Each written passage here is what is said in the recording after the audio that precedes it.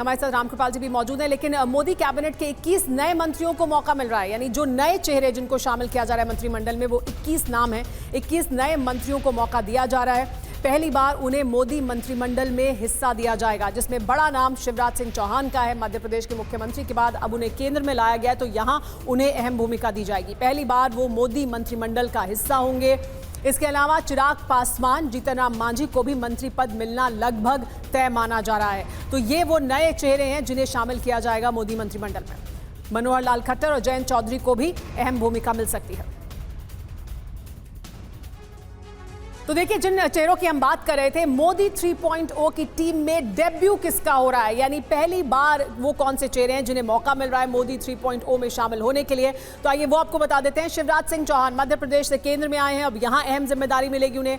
इसके अलावा चिराग पासवान उनकी पार्टी का प्रतिनिधित्व करेंगे और उनको यहां अहम पद मिल सकता है, मंत्रिमंडल में उन्हें शामिल किया जाएगा। रामनाथ ठाकुर को जेडीयू की तरफ से शामिल किया जा सकता है। जीतन राम मांझी उनकी पार्टी से वही चुनकर आए हैं और उन्हें मौका मिलेगा। राम मोहन रायडू टीडीपी से, उन्हें मौका मिल सकता है। मनोहर लाल खट्टर को हरियाणा से, अब केंद्र में क्योंकि वो राजनीति में आ गए हैं तो यहां पर उनकी अहम भूमिका होगी और उन्हें शामिल किया जाएगा, तो उनका डेब्यू हो रहा है। एचडी कुमारस्वामी जेडीएस से, उन्हें शामिल किया जाएगा और आरएलडी से जयंत चौधरी को भी मंत्री पद मिलेगा। तो ये वो तमाम नाम हैं जो सहयोगी दलों से भी हैं। बीजेपी के भी कुछ चेहरे हैं जो मध्य प्रदेश से और हरियाणा से मुख्यमंत्री का पद छोड़कर अब केंद्र में आए और यहां उन्हें प्रतिनिधित्व मिलेगा, यहां उन्हें अहम जिम्मेदारियां दी जाएंगी। तो हमारे साथ तमाम मेहमान बने हुए, उन्हीं का रुख कर लेते हैं। रामकृपाल जी, ये जो चेहरे हैं जिनको हम कह रहे हैं कि अब नया मौका मिल रहा है, यानी मोदी 3.0 में हम ये नए चेहरे देखेंगे, इनमें दो बड़े नाम बीजेपी के शिवराज सिंह चौहान और मनोहर लाल खट्टर, जिन्हें वो हरियाणा से और मध्य प्रदेश से केंद्र की राजनीति में लाए हैं। जी, तो रामकृपाल जी, क्या आपको लगता है कि उनकी क्या अहम भूमिका हो सकती है, उनको कौन से मंत्रालय मिल सकते हैं और कितनी अहम होगी उनकी भूमिका? देखिए, जहाँ तक शिवराज सिंह का सवाल है, वो एक मजे हुए और उन्होंने जो परफॉर्म भी किया है, इतने दिनों का उनका जो राजनीतिक कैरियर रहा है उसमें उन्होंने बिल्कुल रिजल्ट दिए हैं। और मध्य प्रदेश में जितनी बड़ी जीत पिछले विधानसभा में हुई है, निश्चित तौर पर उसमें उनका योगदान रहा है। और एक तरह से वो एक बड़े नेताओं की जो कद्दावर नेता हैं उनमें आते हैं और मुझे लगता है कि बहुत अच्छे तरह से वो जिम्मेदारी अपनी निभाएंगे। उनका पूर्व का इतिहास रहा है। खट्टर जी भी एक बहुत ईमानदार नेता की उनकी छवि रही है। मोदी जी के संघर्ष के दौरान के वो साथी हैं जी। एक अच्छी ट्यूनिंग है और दो टर्म मुख्यमंत्री रहे हैं। तो निश्चित तौर पर ये ऐसे लोग हैं जिनका प्रशासनिक अनुभव ऑलरेडी रहा है और जो नए चेहरे भी आए हैं जिनका प्रशासनिक अनुभव उस तरह का नहीं है, उनके लिए एक मौका है कि जिस तरह से ये लोग परफॉर्म करके अपनी एक इन्होंने जगह बनाई है, नए चेहरों के लिए भी एक बहुत अच्छा मौका मिलेगा कि वो राजनीति में जी जब आए हैं तो कुछ ऐसा करें अपने। और मोदी जी की एक विशेषता है जिसको हालांकि लोग अपोजिशन के लोग बहुत नहीं करते हैं, वो मानते हैं कि ऐसा बिल्कुल तानाशाही वाला, ऐसा नहीं है।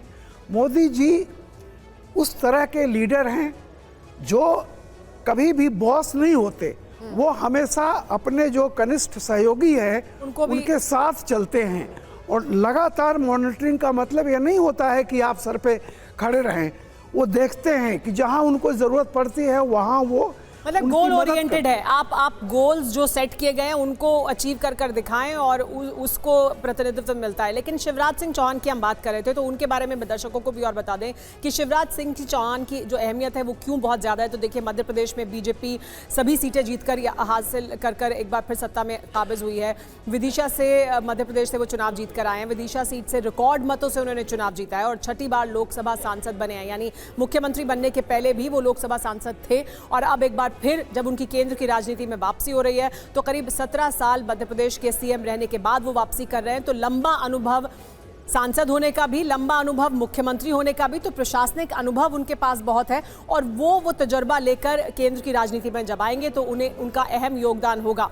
पंकज, लेकिन हम जेडीयू से जिनको मिल सकता है मौका, उनके नाम का भी जिक्र कर रहे हैं। तो ये जो चेहरे हैं जो जेडीयू से आ सकते हैं, जो बिहार से जिनको मौका मिल सकता है, उसके पीछे क्या सोच है? जेडीयू के लिए वो कितने अहमियत रखते हैं और क्यों उनको शामिल किया जा रहा है? क्योंकि इस तरह की पहले घटनाएं हुई हैं जहां पर केंद्र में जिनको प्रतिनिधित्व दिया गया वो खतरनाक भी साबित हो गया फिर पार्टी के लिए।